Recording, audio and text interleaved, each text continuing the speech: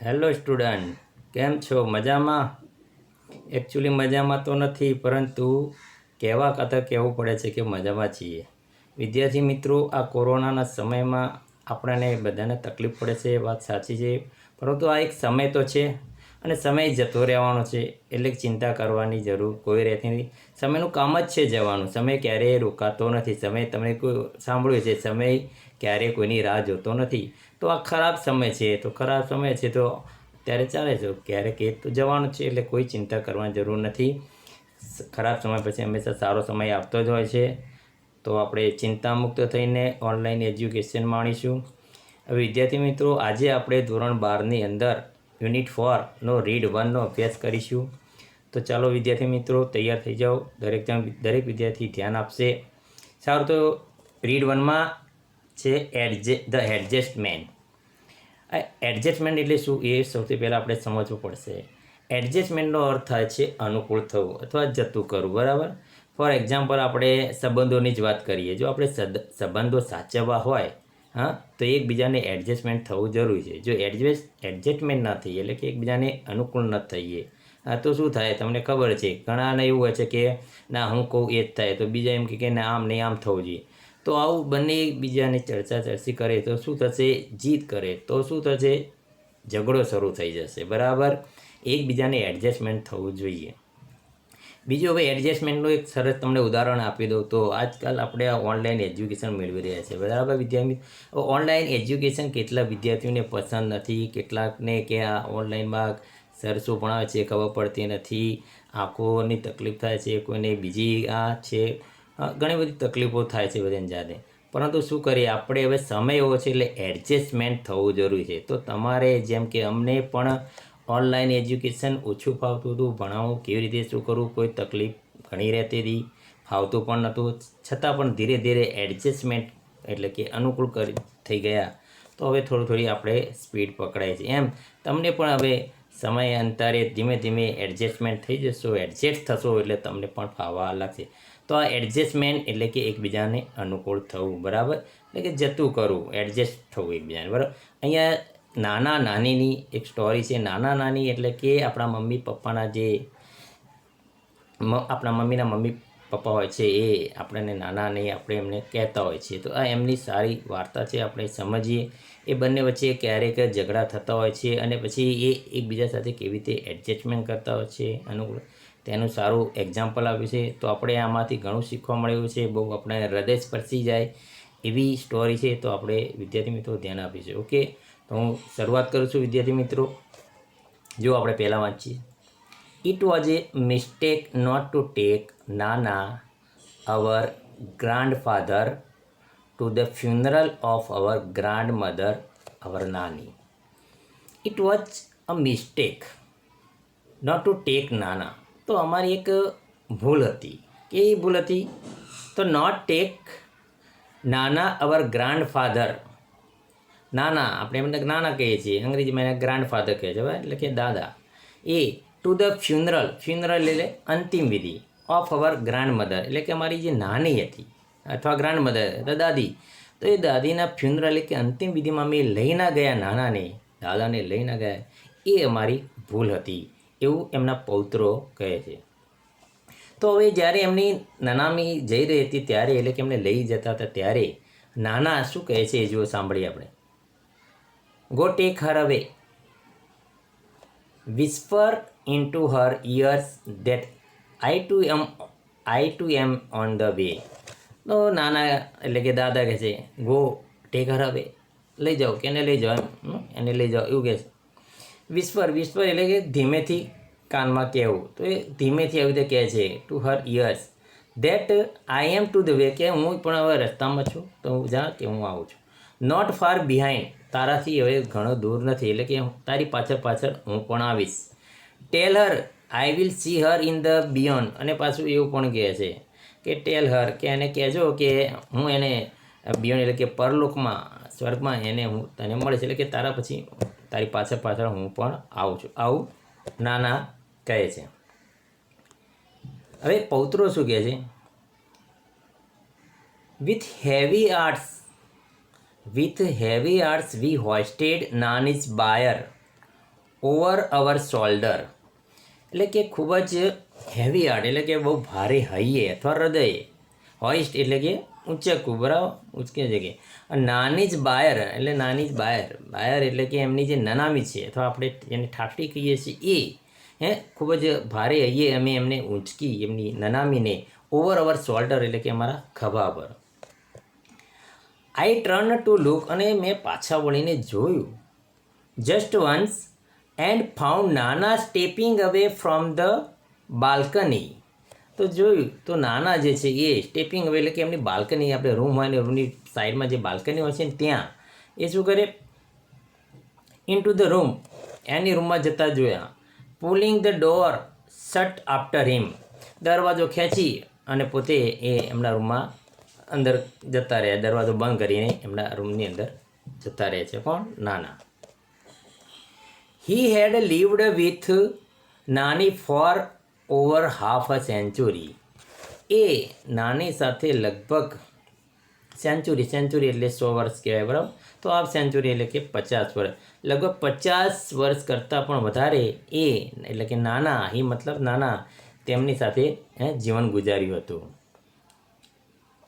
Scene Har radiant face every day of those years, અને એ 50 વર્ષોની અંદર એમને રેડિયન્ટ ફેસ લખ્યું છે. રેડિયન્ટ એટલે કે એનો કેવો ખુશખુશાલ ચહેરો એમને 50 વર્ષો સુધી જોયેલો છે, દરરોજ એ જોતા હતા.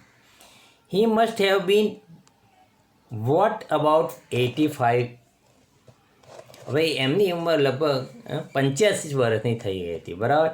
And yet he would find something to grumble everything, અને છતાં પણ સમથિંગ એટલે કે કંઈ પણ વસ્તુ હોય એમાં ગ્રમ્બલિંગનો અર્થ થાય છે કંઈ ને કંઈક વાંધા ખચકા કાઢવા, કંઈ કંઈક ખામી કાઢવી. તે હંમેશા એ નાની કંઈ પણ કરે ને એના અંદર ગ્રમ્બલિંગ કરે. ગ્રમ્બલિંગ કરવું એટલે શું? વાંધા ખચકા કાઢવા, કંઈ આ તે કેમ કરવું ને આવું નહોતું કરવા જેવું, આવું બધું નાના અવારનવાર એને નાનીને એવું કહ્યા કરતા હતા.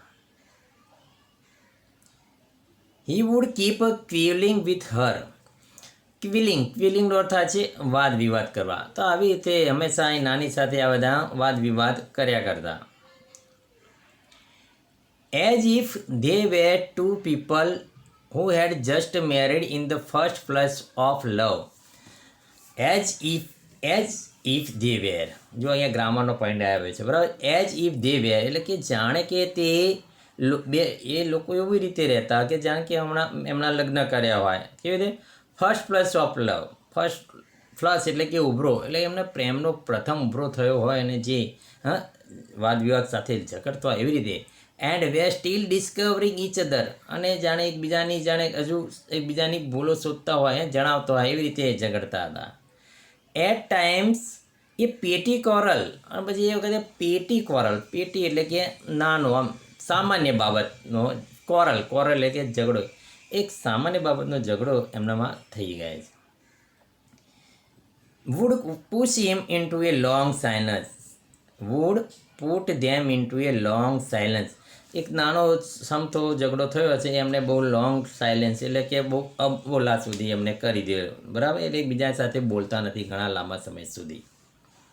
દે would stop talking to each other for days together. દિવસો વીતી જાય છે છતાં પણ બંને એકબીજા સાથે વાતચીત કરતા નથી. When we would try to intervene, અને જ્યારે કે અમે એમને સમજાવવાનો પ્રયત્ન કરે છે. ઇન્ટરવ્યૂ એટલે કે અમે જ્યારે મધ્યસ્થ થવાનો પ્રયત્ન કર્યો, એટલે અમે એમ સમજાવ્યા કે નાના આમ ના કરે, નાની એવું બધી અમે સમજાવવાનો કર્યો પ્રયત્ન કરતા. ઓલ નાના વુડ કીપ, ત્યારે નાના શું કહેતા? It happens son, it happens. તો નાના આવું કહેતા હતા, બેટા એ તો થાય, એવું થયા કરે. હેપન્સ એટલે થવું, કે બેટા એવું થાય તો ચાલ્યા કરે એમ. It takes time to adjust to each other. પાછા સમજાવતા કહે છે કે એ તો એકબીજાને એડજસ્ટમેન્ટ એટલે કે અનુકૂળ થતાં કેટલો સમય લાગે. બહુ સરસ વાક્ય છે, બરાબર. આ તમારે વોટ્સઅપની અંદર સ્ટેટસ મૂકવું હોય તો મૂકી શકાય. It takes time to adjust to each other.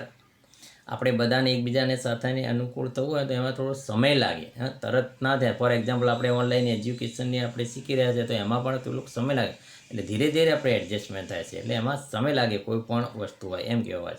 અને બીજી એક ગુજરાતીમાં સારી કહેવત છે કે આપણે 3 બાબતો જો આપણે સ્વીકારી લઈએ ને તો આપણે જીવનમાં ક્યારેય તકલીફ ન પડે. એ 3 બાબત કઈ છે તો તમને જણાવું. એક આપણે આ 3 શબ્દો યાદ રાખવા જરૂરી છે. ફાવશે, ગમશે અને ચાલશે.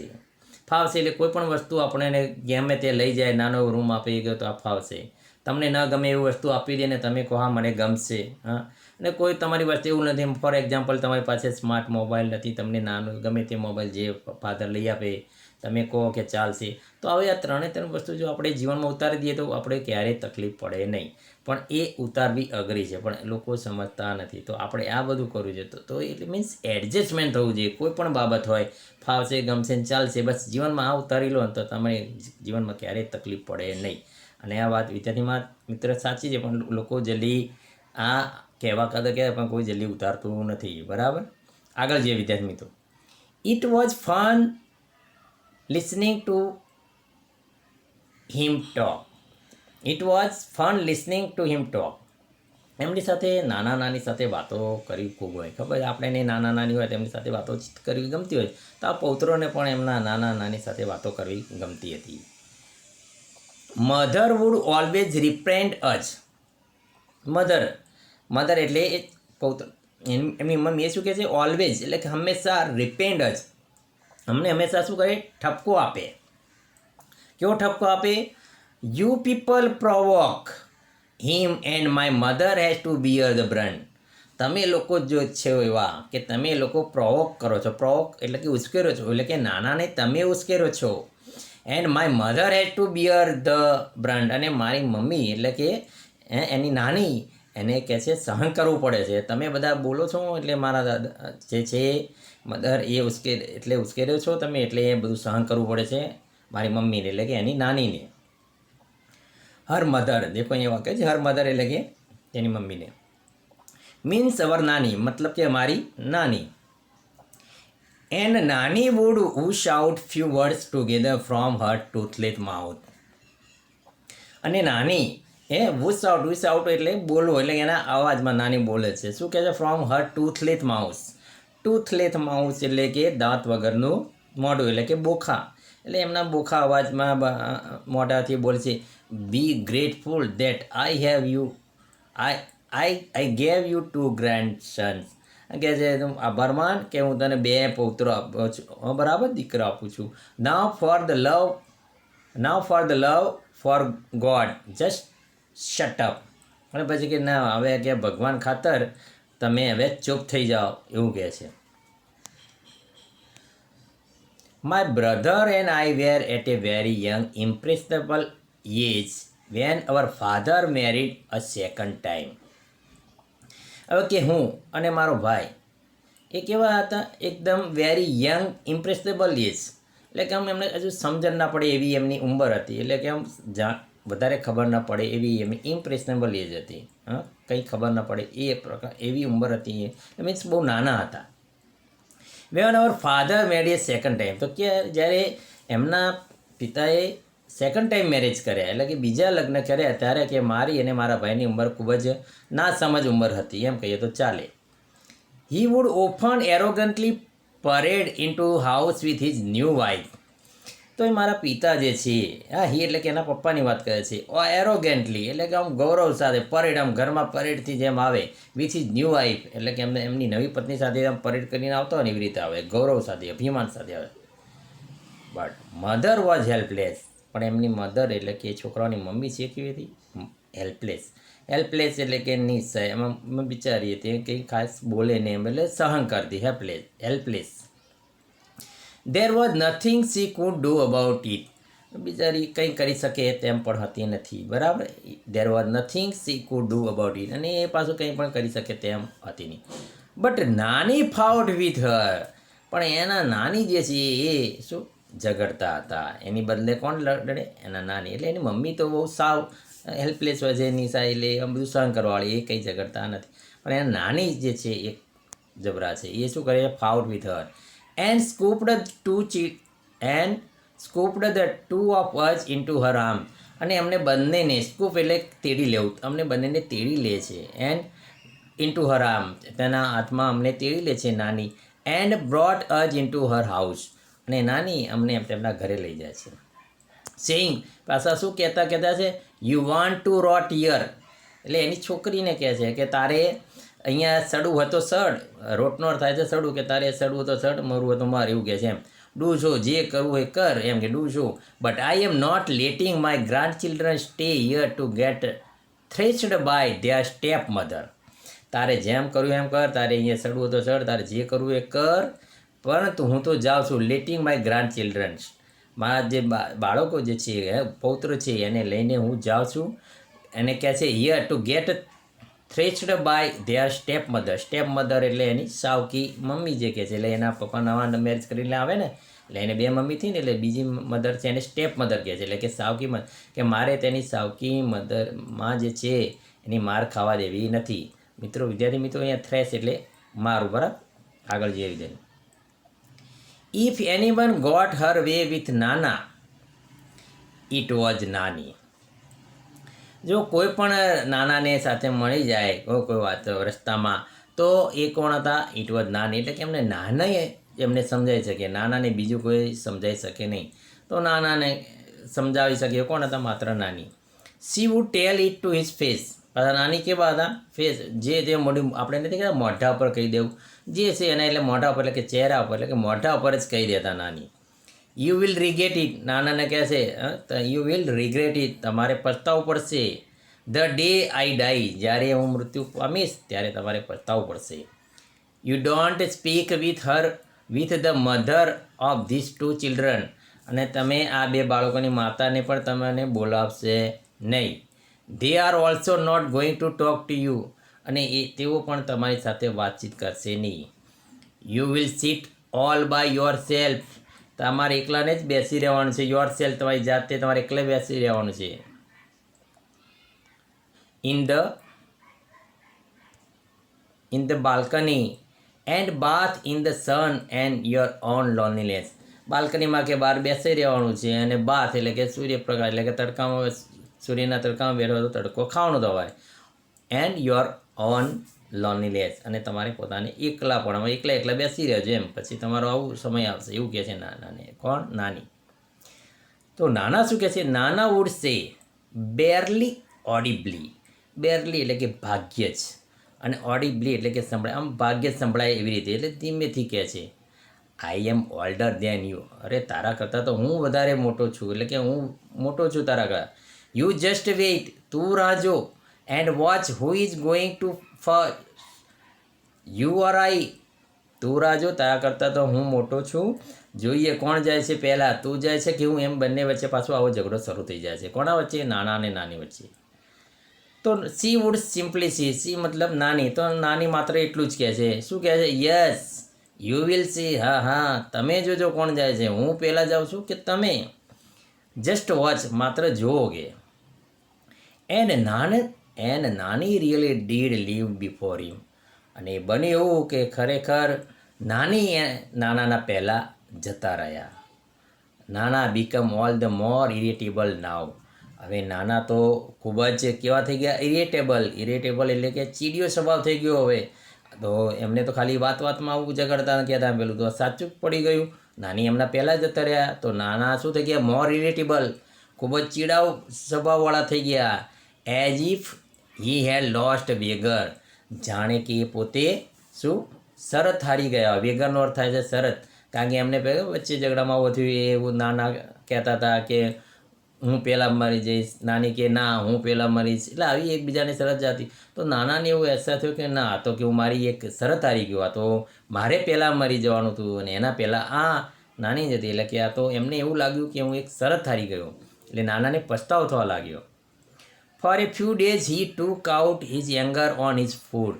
તો થોડા દિવસ માટે તો એમને આ નાનાએ શું કર્યું? એમનો જે ગુસ્સો હતો એ ગુસ્સો એમને જમવા ઉપર કાઢ્યો. શું કરે છે પછી? ગુસ્સામાં હી વુડ પુશ અવે હિઝ પ્લેટ. પછી એની થાળી આપે છે જમવાની, થાળીને શું કરે છે? નાના ધક્કો મારે છે. એને શું કહે છે? Say tell her I don't want to it.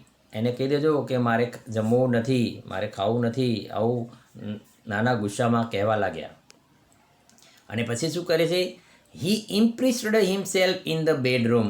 એમણે શું કર્યું? પોતાની જાતને જ બેડરૂમ એટલે કે એમનો જે રૂમ હતો સુવાનો, એમાં ઇમ્પ્રેસ્ડ એટલે કે એમાં કેદ કરી લીધા. એમાં એ પોતે પુરાઈ ગયા, એમના બેડરૂમમાં જતા રહ્યા, બેડરૂમ બંધ કરીને એમાં પુરાઈ ગયા.